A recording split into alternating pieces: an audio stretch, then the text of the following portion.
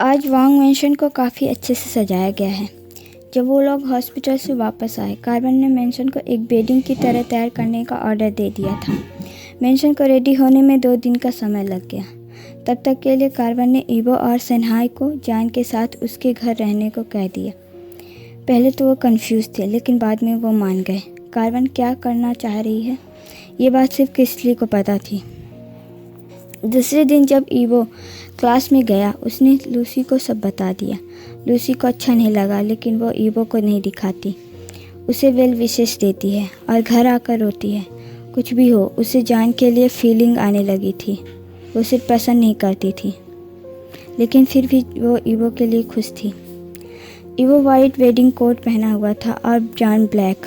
दोनों पहले रजिस्टर पर साइन करते हैं, फिर दोनों रिंग एक्सचेंज करते हैं और वाउल्स लेते हैं। कार्वन तो बहुत ज़्यादा खुश थी। बिना मिस के उसकी इच्छा पूरी हो गई। अब बारी किसकी थी? जिस पर जान हेजिटेट कर रहा था, वो ईवो से पूछता है, मैं आए? यह सुनकर कार्वन और सभी लोग हंसते हैं। कार्वन सेमलेसली कहती है, अब तो वो पूरा तुम्हारा ही है जान, तुम चाहे जो कर सकते हो बिना परमिशन के। इतना कहकर वो हंसने लगी और जान का कान लाल हो गया और ईवो पूरी तरह से ब्लश कर रहा था। अब जान धीरे धीरे अपना लिप्स ईवो के लिप्स पर टिकाए और उसे किस करने लगा। पहले तो सॉफ्ट किस था, लेकिन बाद में वो डीप होता जाता। कार्वन ने वेडिंग को पब्लिक अनाउंसमेंट किया था, जिस वजह से वहाँ मीडिया भी मौजूद थी और वेडिंग की सारी फुटेज न्यूज़ पर लाइव चल रही थी। कार्वन ईवो से कहती है, अगर तुम चाहो तो अपनी वांजिगा से भी मिल सकते हो। उन्हें भी पता चले कि उसका लिटिल वोवो अब किसी का हस्बैंड बन गया है। ईवो हाँ पर सर हिलाता है और वहाँ से चला गया। उसका चेहरा पूरा गुलाबी हो गया था। कार्वन ने उसे जान का हस्बैंड क्लेम किया। वहाँ सभी एक दूसरे से बात करने में बिजी थे। तभी एक ब्लैक कार वहाँ रुकती है और एक लेडीज़ बाहर निकलती है। वो जीशवान थी। उसके साथ उसके डैड और कुछ बॉडीगार्ड भी थे। वो कार्वन के पास आते हुए कहती है, ईवो कहाँ है? कार्वन कहती है, उसे भूल जाओ जिशवान, उसका मैरिड हो चुका है। जिशवान कहती है, नहीं, ऐसा नहीं हो सकता। ईवो सिर्फ मेरा है, मैं उसकी गर्लफ्रेंड हूँ। ईवो मुझसे प्यार करता है। कार्वन कहती है, ईवो अपनी मर्जी से फैसले ले सकता है। उसने शादी अपनी मर्जी से किया है और वो रहा उसका हस्बैंड शाओजांग। जिशवान जान को देखती है, फिर वह कहती है, तो तुम अभी तक जिंदा हो। जिशवान एक गार्ड से गन ले लेती है और सीधा जाकर जान के सर पर पॉइंट करते हुए कहती है, तो अब मर जाओ, ईवो सिर्फ मेरा है। जिशवान का डैड पीछे से चिल्लाते हुए कहते हैं, जिशवान अब बस करो, मुझे लगता है था कि तुम धीरे धीरे ठीक हो जाओगे, लेकिन तुम कभी भी ठीक नहीं हो सकती। मैं बहुत शर्मिंदा हूँ कि तुम जैसी लड़की मेरी बेटी है। मुझसे पता नहीं था कि बाद में ऐसा कुछ हो जाएगा, वरना मैं तुम्हें अपने हाथों से पहले ही मार देता। तुमसे तो अपनी माँ को भी अपने हाथों से मार दिया था और बाद में तुम मुझे भी धीरे धीरे मार रही। अब जिशवान ने गन को नीचे कर दिया। वो अपने डैड के पास आकर बोली, पर मॉम तो मुझे मॉन्स्टर बोलती थी। वो बोलती थी एक दिन मैं सबको खा जाऊंगी, इसलिए मैंने उन्हें मार दिया। उन्हें ऐसा नहीं बोलना चाहिए था ना डैड। कोई बात नहीं डैड, हम ईवो को लेकर यहाँ से दूर चले जाएंगे। वो भी मुझसे प्यार करता है और मैं भी। ये प्यार नहीं है जिशवान, ये तुम्हारा ऑब्सेशन है। तुम्हारा ईवो के लिए सिर्फ अट्रैक्शन है। बाद में तुम उसे भी मार दोगी जब तुम्हारा मन भर जाएगा। जिशवान अब डरने लगी। उसे डैड अब उसका साथ नहीं दे रहे थे, जो उसे बहुत ज़्यादा प्यार करते थे। वो अपने बालों को पकड़कर ज़ोर ज़ोर से सांस ले रहे थे। उसकी नज़र जान पर पड़ती है। वो कोल्डली ये सब देख रहा था। उसके फेस पर कोई एक्सप्रेशन नहीं था। जिशवान फिर गन लेकर जान की तरफ बढ़ती है।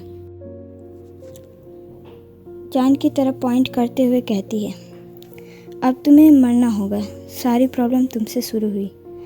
तुम स्टार्टिंग से हमारे बीच में ना आती तो शायद ऐसा कुछ ना होता। फिर गन शॉट हुआ। सबको लगा जिशवान ने गन चला दी। सब उसकी तरफ देखने लगे, लेकिन जिशवान ज़मीन पर जाती है। उसके सर से ब्लड निकल रहा था। जिशवान का डैड उसके पास आते हुए कहते हैं, मुझे तुम्हें पहले ही मार देना चाहिए था। जिस वजह से मेरी वाइफ तो ज़िंदा रहती, वो मेरे पास रहती। अब मैं बिल्कुल अकेला हो गया हूँ। मैं सोचा तुम्हें अच्छे डॉक्टर को दिखाऊंगा, बाद में तुम बिल्कुल ठीक हो जाओगी, फिर हम दोनों साथ में रहेंगे। मैं अपनी प्रिंसेस के साथ खुशी से रहना चाहता था। मैं तुम्हें सारे वो चीज़ ला के देना चाहता था जिससे तुम्हारी खुशी हो। मैंने दिया भी, लेकिन तुम कभी खुश नहीं हुई। दूसरे दिन तुम वो सब फेंक देती। मेरी प्रिंसेस हमेशा से अपनी मन की करती थी। ये कभी नहीं पूछा कि डैड क्या चाहता है। ये सब मैं नहीं चाहता था। जिशवान के शूट करने से पहले ही उसका डैड उसे पीछे से गन शूट कर दिए। वो कार्वन के पास जाकर नीज पर आकर उससे माफ़ी मांगता है और क्रिस्टली से भी, लेकिन सॉरी कह देने से कोई इंसान वापस नहीं आ सकता, ये उसे पता है। गिल्ट से उसने खुद को अरेस्ट करवा लिया। अब सब कुछ शांत हुआ, लेकिन फिर भी कार्वन को घबराहट हो रही थी। वो सेनहाई से कहती है, ईवो कहाँ रह गया? अभी तक वो वापस क्यों नहीं आया? सेनहाई ईवो को देखने के लिए वो भी मेंशन के पीछे साइड जाते हैं जहाँ ईवो गया था। वहाँ लकड़ी का एक छोटा सा सुंदर सा घर बना हुआ था। सेनहाई जब वहाँ ईवो को नहीं पाते तो वो घबराहट में कार्वन को बताते हैं। कार्वन तो अपने दिल पर हाथ रखे हुए ज़ोर ज़ोर से सांसें ले रही थी।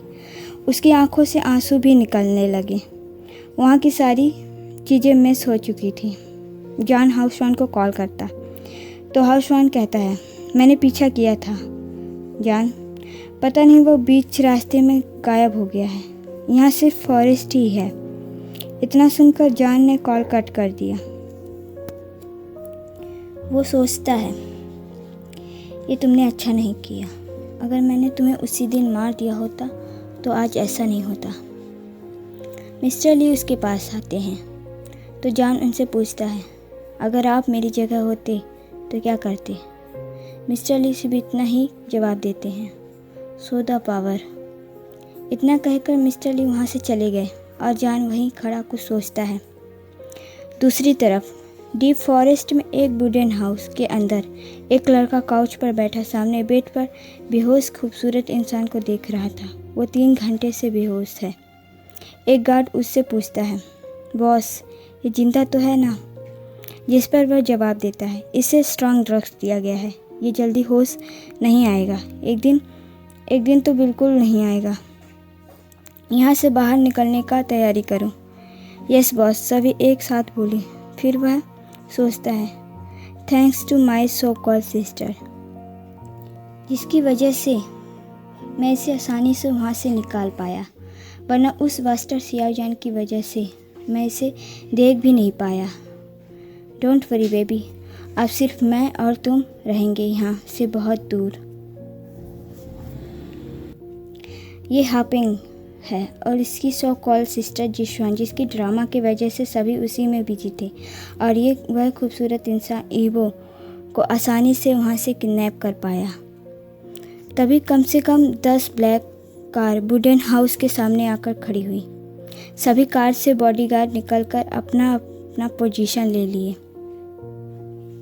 एक कार से ब्लैक कोट में एक शख्स बाहर आया। वो पॉकेट में हाथ डाले कार के सहारे खड़ा होकर वुडन हाउस के एंट्रेंस गेट को देखने लगा। सभी गार्ड गेट पर गन पॉइंट किए थे। अब वो शख्स काउंट करता है, 3, 2। आगे बोलने से पहले ही हापेंग बाहर आकर जान के सामने घुटने पर बैठ गया और जान से माफ़ी मांगने लगा, लेकिन गार्ड उसे पकड़ लिया। हापेंग को पता था कि जान ईवो को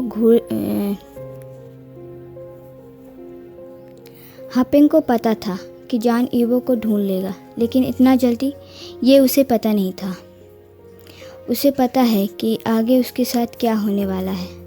अब जान की प्रीवियस चीज़ को हाथ लगाया, उसका रिजल्ट क्या होगा।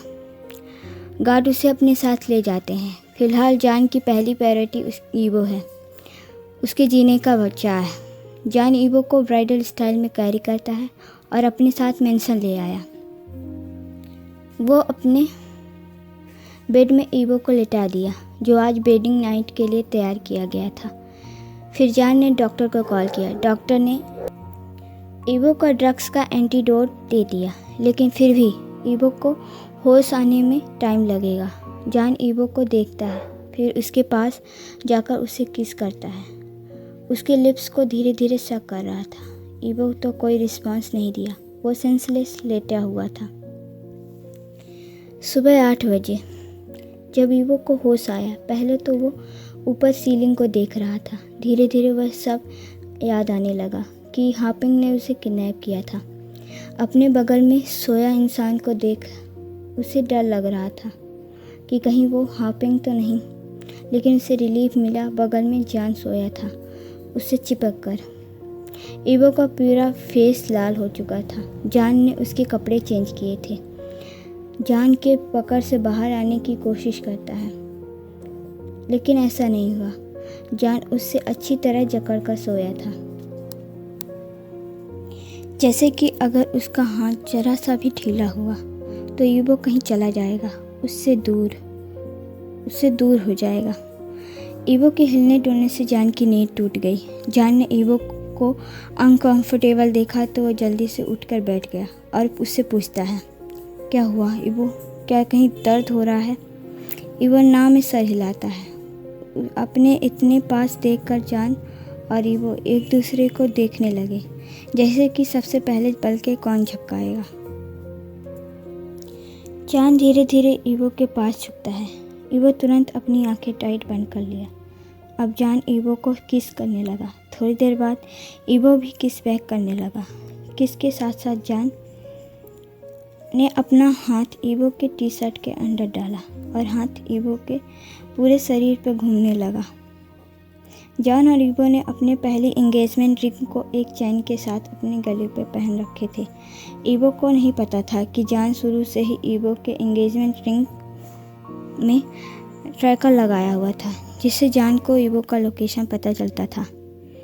इसी ट्रैकर की वजह से जान को पता चला था कि हापिंग ने ईवो को कहाँ ले गया, और शायद ये बात जान ईवो को कभी ना बताए, लेकिन इसे ईवो को कोई फ़र्क नहीं पड़ेगा। जान उससे प्यार करता है, उसकी सेफ्टी के लिए ऐसी हरकतें करते आया है और करता रहेगा। दोनों किस ब्रेक करते हैं। जान धीरे से कहता है, I love you evo. Nervous से उसे अपना प्यार कॉन्फेस